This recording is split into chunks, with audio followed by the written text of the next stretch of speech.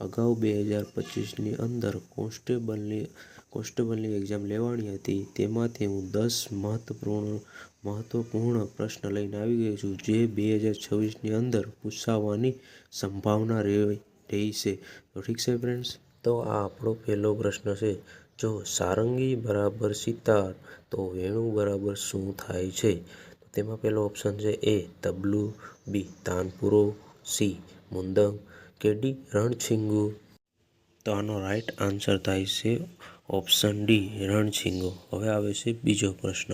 પરંપરાગત અને વૈજ્ઞાનિક ઢબે જીવનની સમજાવવાની પદ્ધતિઓ એકબીજાની સરખામણી કેવી છે? તો એમાં ઓપ્શન છે એ વિવાદાસ્પદ, બી સમાન, સી વિરોધી કે ડી આગવી. તો આનો રાઈટ આન્સર થાય છે ઓપ્શન સી વિરોધી. હવે નેક્સ્ટ પ્રશ્ન ત્રીજો. મોકાસદાર બરાબર 80, તો જરવાળિયું બરાબર શું થાય? તો આના ઓપ્શન છે option A 70, option B 60, option C 50 કે ઓપ્શન ડી 90. તો આનો રાઈટ આન્સર થઈ જશે ઓપ્શન બી 60. હવે નેક્સ્ટ આવે છે ચોથો પ્રશ્ન. 500 અને 700ની વચ્ચેની સંપૂર્ણ વર્ગની સંખ્યા કેટલી થાય છે? તો એમાં ઓપ્શન છે option A 5, option B 2, option C 6 કે ઓપ્શન ડી 4.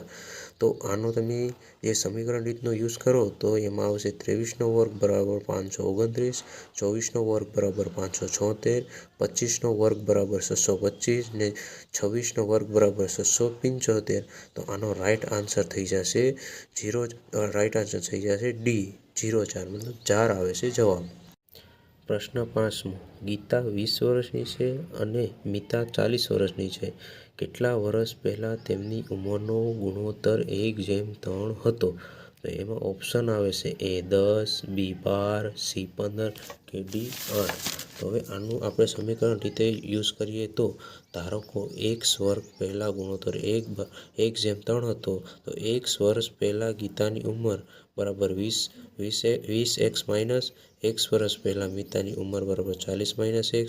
તો હવે તેમનો ગુણોત્તર જોઈએ તો 20 - x ના છેદમાં 40 - x બરાબર 1/3 થાય છે. તો હવે આપણે સમીકરણ રૂપે એને શું કહેવાય કે ગોઠવી દઈએ તો 3/20 - x બરાબર 1/40 બરાબર x.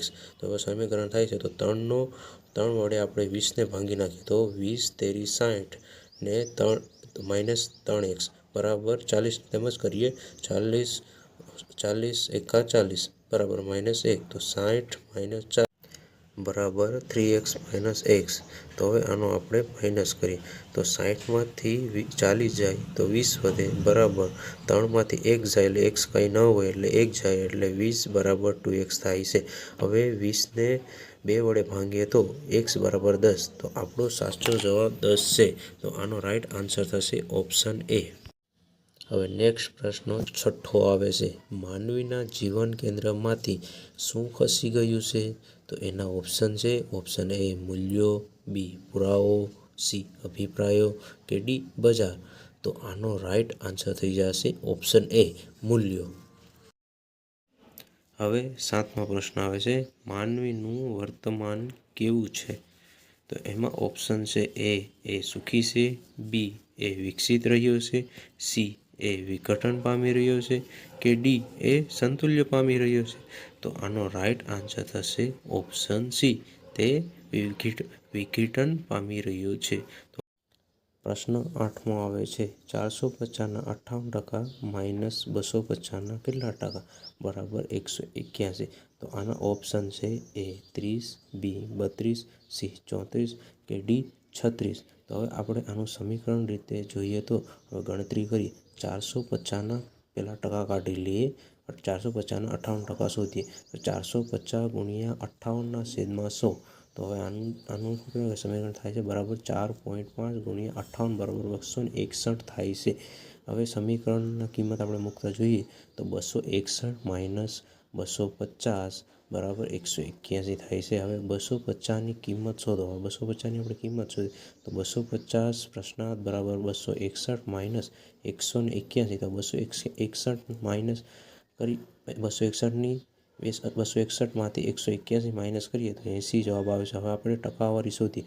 ધારો કે x% છે તો x% છે તો 250 ગુણ્યા x/100 બરાબર 80.